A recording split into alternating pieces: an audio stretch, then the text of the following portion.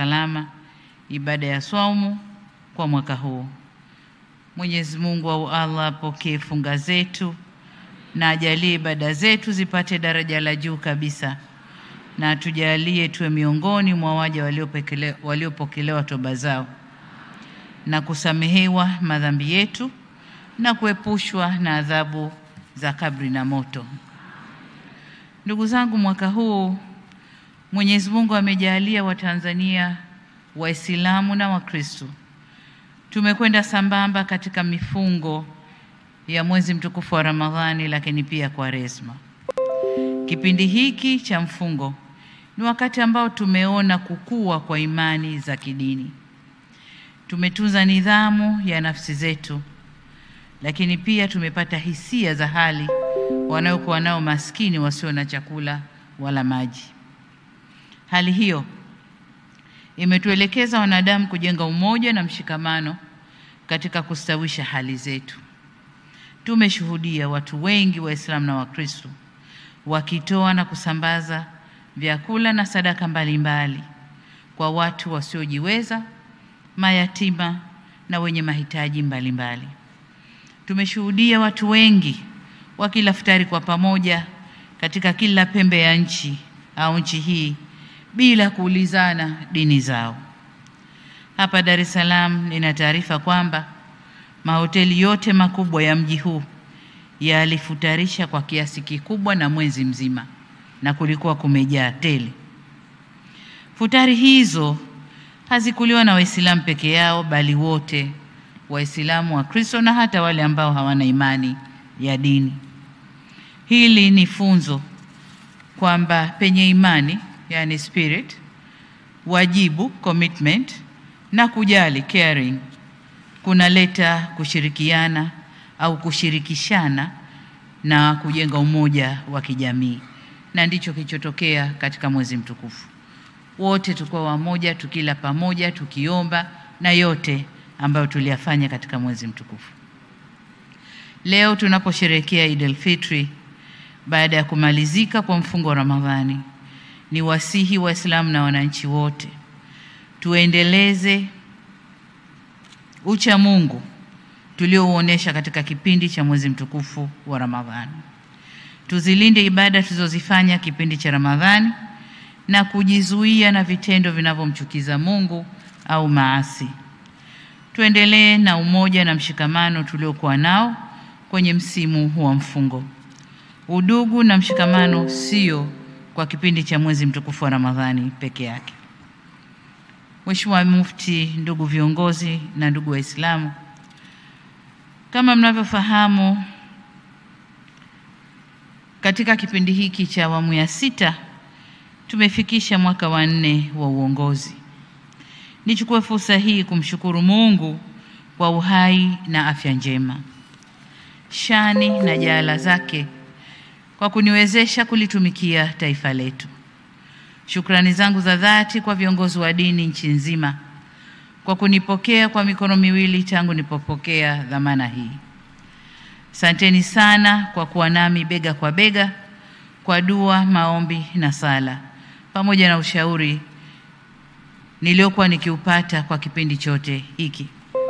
Asanteni sana kwa salamu za pongezi na kunitia moyo kwa kazi tunazoendelea kuzifanya kwa maslahi mapana ya nchi yetu.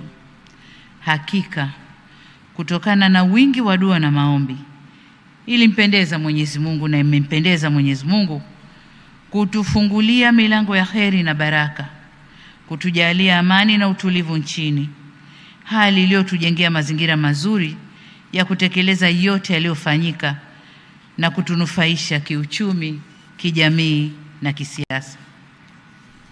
Katika uhalisia, mema na mafanikio tunayoyazungumzia leo yameletwa na yanalindwa na uwepo wa amani na utulivu ndani ya nchi yetu. Nchi yetu inatambulika kuwa na sifa ya kutunza amani na utulivu tangu tupate uhuru mwaka 1961 hadi sasa. Utulivu huu umetuwezesha kuwa na mpangilio mzuri wa kubadilishana uongozi wa nchi kupitia utamaduni wetu wa kisiasa, uchaguzi wa kila baada ya miaka 5. Kwa namna ya kipekee, nataka niwashukuru viongozi wa dini nchini kwa kuendelea kuwa walinzi imara wa amani yetu. Nchi yetu imeendelea kuwa yenye umoja na mshikamano kwa sababu viongozi wetu wa dini wanajiepusha na mahubiri yenye uchochezi na kuleta mifarakano. Pamoja na mafanikio hayo, nitumie fursa hii kuwakumbusha kuwa kama walivyogusia wenzangu, Mheshimiwa Mufti na wengine walionitangulia kusema, kwa mwaka huu tunakabiliwa na uchaguzi. Hivyo nawasihi sana viongozi wetu wa dini, tushikilie msimamo wa imani, udhibiti wa nafsi zetu na wajibu wetu katika kuikuza na kuitunza amani yetu nchini. Alikadhalika niwaombe katika madhehebu na makundi yenu mbalimbali muweze kuwadhibiti wale wachache miongoni mwenu walio na mwelekeo wa kuhubiri na kupandikiza chuki kwa wananchi dhidi ya serikali yao. Waache kufanya hivyo. Ni vyema sote tujue kuwa katika mifarakano na hasama hakuna atakayeibuka mshindi, bali kutatokea hasara na majanga. Waheshimiwa viongozi wa dini, jukumu la kusimamia amani nchini ni la serikali kupitia vyombo vya ulinzi na usalama.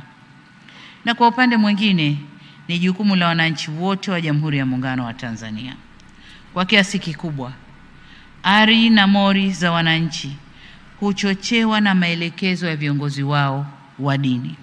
Kwa msingi huo, nimewiwa kulitupa jukumu la ulinzi wa amani na utulivu wetu nchini mikononi mwenu, waheshimiwa viongozi wa dini. Serikali kwa upande wake tasimamia na kulinda misingi ya katiba ya kuheshimu uhuru wa raia na kuabudu na kuhubiri dini. Ila kamwe hatutomvumilia yoyote atakayetumia haki hii kuchochea chuki na uhasama. Tumeapa kulinda haki na utu wa kila Mtanzania. Hivyo hatutosita kufanya wajibu wetu bila woga. Waswahili husema, chelea mwana kulia basi hulia yeye. Kwa nasi hatuko tayari kulia sisi na tukamwacha mwana atovuke. Mwana yoyote atakayetovuka tashughulika naye ili kulinda wengi wasilie. Hatutafanya ajizi ya kutokushughulika na wavunjifu wa amani na wachochezi wa vurugu. Waheshimiwa viongozi wa dini, najua mnajiuliza kwa nini nimechukua muda kuweka mkazo kuhusu kulinda amani na mshikamano kwa Watanzania. Nimefanya hivi ili kutoa indhari kwa dini ibaki kwenye majukumu yake ya msingi ya kulea waumini kiroho na kimaadili kuendana na misingi ya dini zao. Ila kamwe viongozi wetu wa dini wasidandie ajenda au vishawishi vya kisiasa na kuweza kuvuruga nchi yetu. Badala yake, viriri au majukwaa ya ibada yatumike kwa ibada, yasitumike na wanasiasa kufanyia propaganda zao. Matarajio yetu ni kuwa majukwaa haya ya kidini yatafanya kazi ya kutuliza hali na kuleta amani pale wanasiasa watakapotibua utulivu ndani ya nchi yetu. Mheshimiwa Mufti na viongozi wa dini, nimepokea maoni yenu ya kusahihisha mapungufu yaliyojitokeza kwenye uchaguzi wa serikali za mitaa.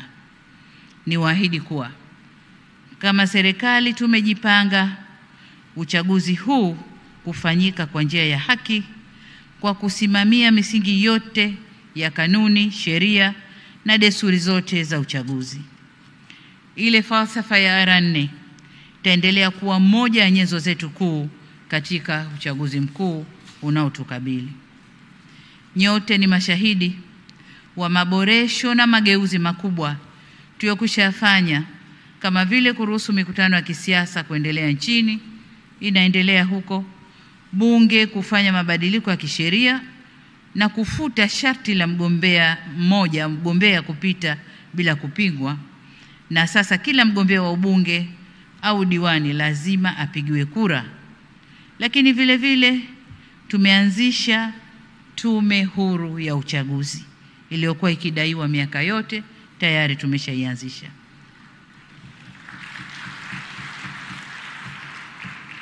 Tumeweza kufanya haya yote kwa kushirikisha wadau wote wa kisiasa, na tulikubaliana hivi.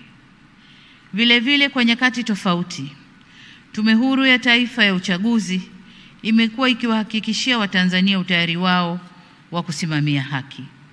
Nitoe wito kwa wadau wote wa kisiasa kuhakikisha wanatimiza wajibu wao kikamilifu.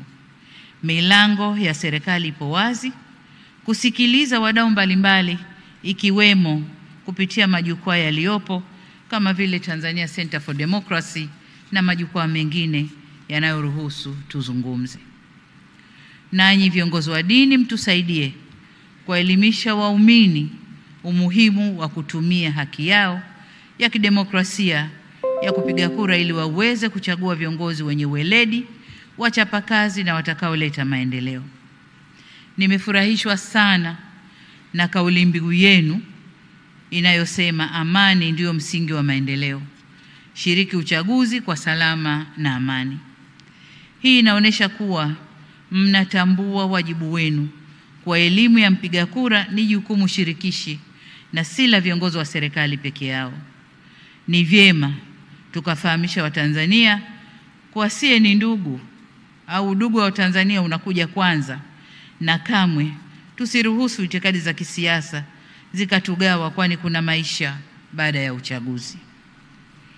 Mheshimiwa Mufti na viongozi wa dini, nikupongeze wewe binafsi Mheshimiwa Mufti na watendaji wote wa BAKWATA kwa kazi kubwa na kazi nzuri ya kupeleka mahujaji kule Maka kila mwaka. Kwa miaka mingi mmeweza kuwasafirisha, kuwahudumia na kuwarejesha salama mahujaji wetu hapa nyumbani. Niwatie moyo kwa muendelee kuimarisha huduma zenu ili zivutie watu wengi zaidi kwenda kufanya hija wakiambatana na BAKWATA, au BAKWATA kubakia kuwa taasisi pendwa kwa wale wanaotaka kwenda hija. Hapa pia niziombe taasisi zenye kupeleka watu hija wawe na weledi na wasimamie kazi yao vyema. Si vyema kuwakirihisha mahujaji kutokana na kuwa na utaratibu usio na uwazi na kutokuwa wa kweli kuhusu huduma kamili zinazotolewa na taasisi mbalimbali zinazopeleka mahujaji.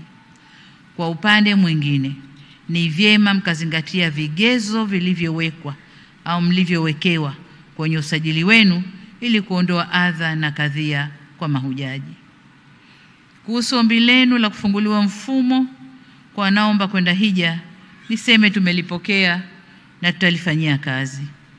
Ila hapa niwe muwazi kwa nyote, mnafahamu kuwa tarehe ya mwisho ya kuwasilisha maombi haya ilishapita takriban kitambo kidogo, lakini kwa sababu hatukutimiza yale tuliyopangiwa tumeongezewa muda.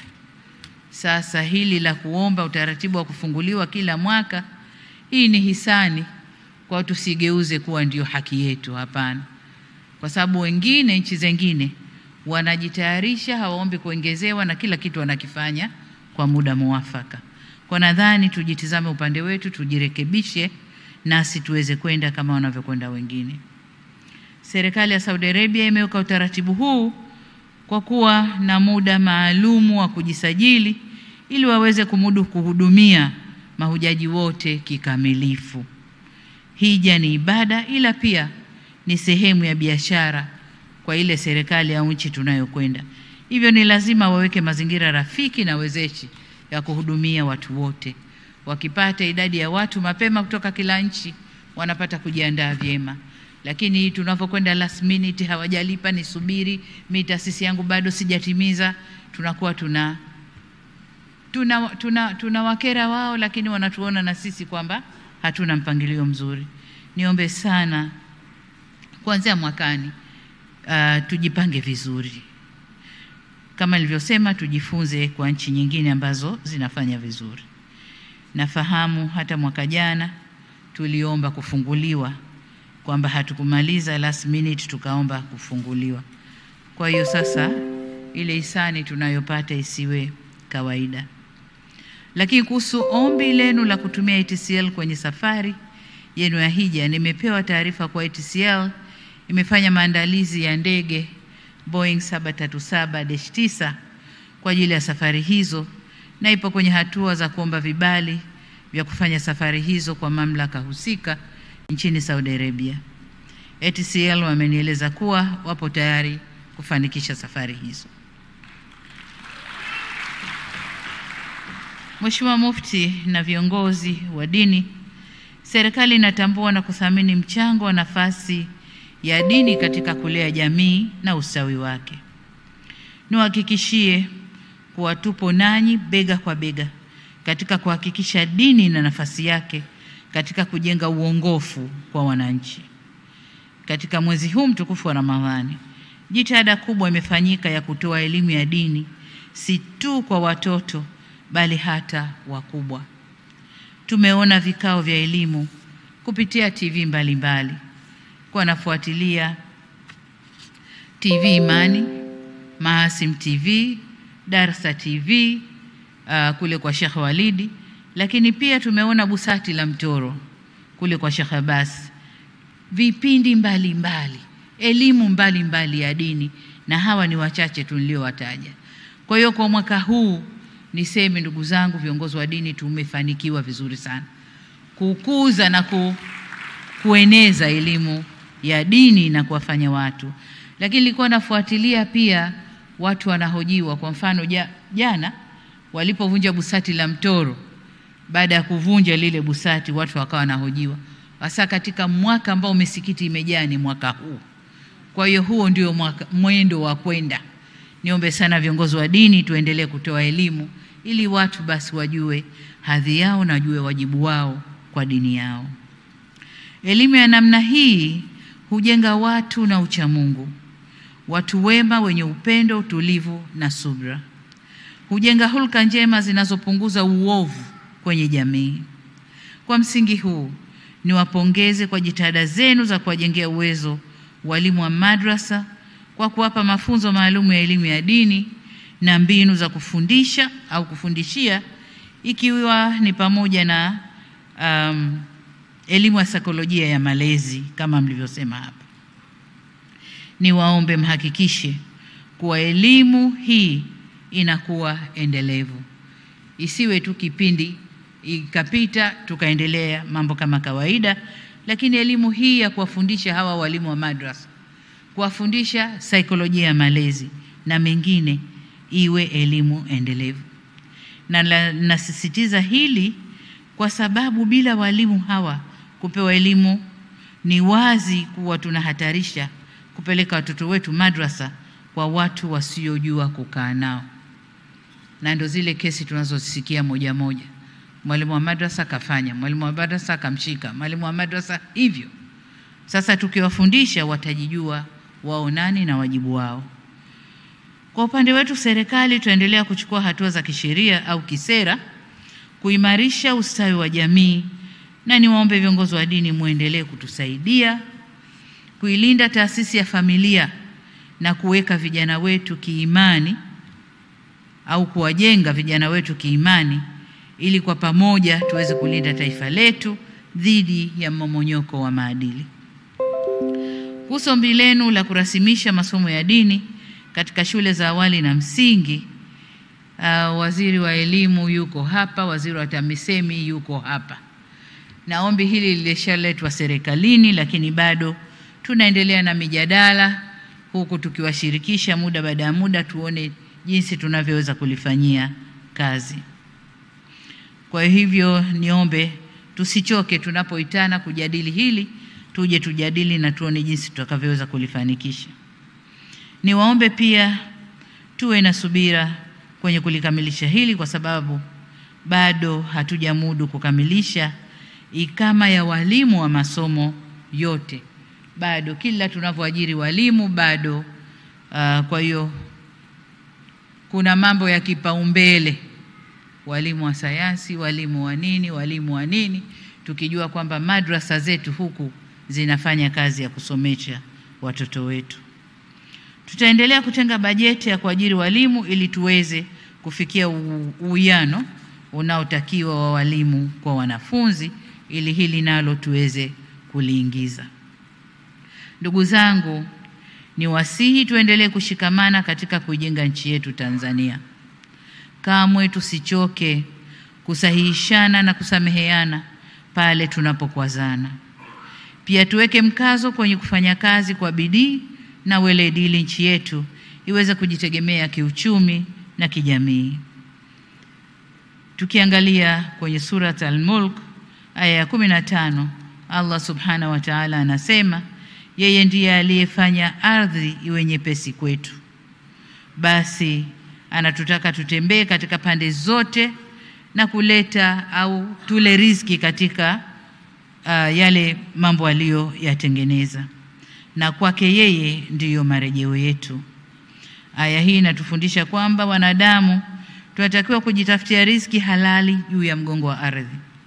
Hivyo tusichoke kuitafuta riziki hii mpaka pale utakaporejea kwa Mwenyezi Mungu.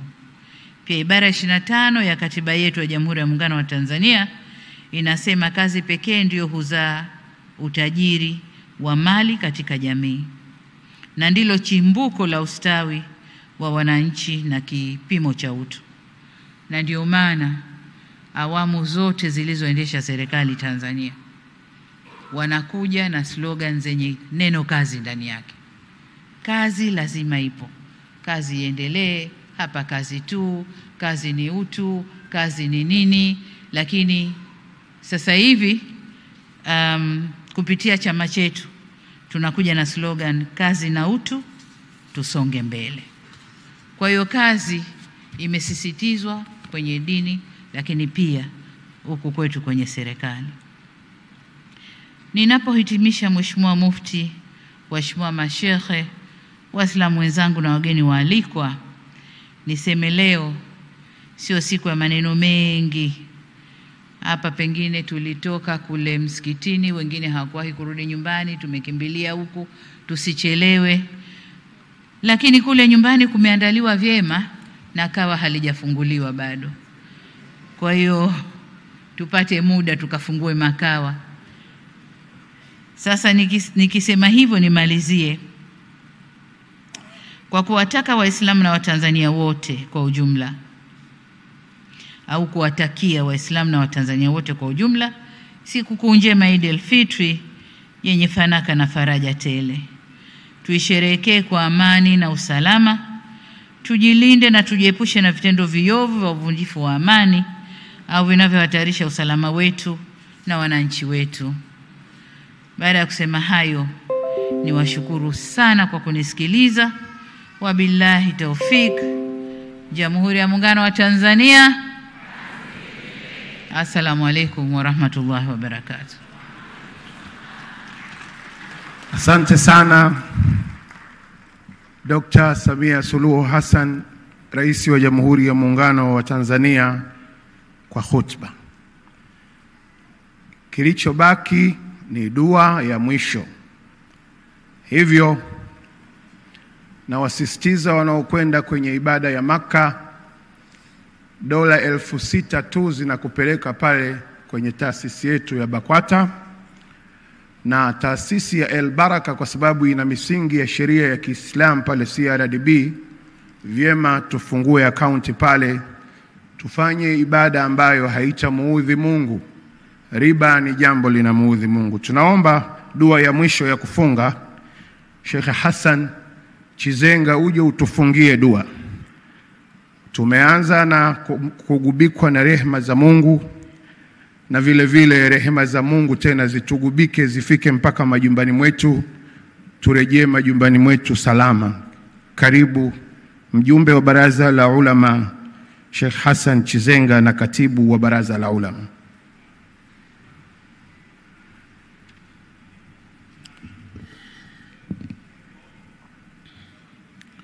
Allahumma anta salam. Mola, wewe ndiyo amani.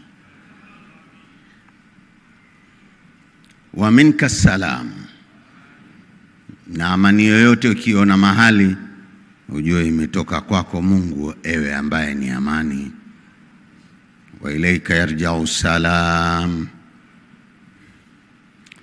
na pale amani hamapo sehemu inarudi kwako, ewe Mungu ambaye ni amani. Fahayina rabbana bisalam, basi kwamba Mwenyezi Mungu ihuishe nchi yetu hii ya Tanzania, nyanja zote, viongozi wetu, raia wote. Fahayina bisalamin, naomba tuhuishe kwa salama na amani, birahmatika ya arhamar rahimin. Wa sallallahu ala sayyidina Muhammadin nabiy ummi wa ala alihi wa sahbihi wasallim, walhamdulillahi rabbil alamin. Hakika Mheshimiwa mgeni rasmi, Mheshimiwa Mufti wa Tanzania, jambo letu jema hili limeishia hapa. Tunamshukuru Jalla Jalalu kwa ukamilifu huu. Wama alaina illa albalaghul mubin. Wassalamu alaikum wa rahmatullahi wa barakatuh. Viongozi wetu sasa wataanza kuondoka kwa utaratibu, na tuwe na utuvu ili tufate utaratibu ambao ulivyoanza ndivyo tuumalize biaunillahi subhanahu wa ta'ala.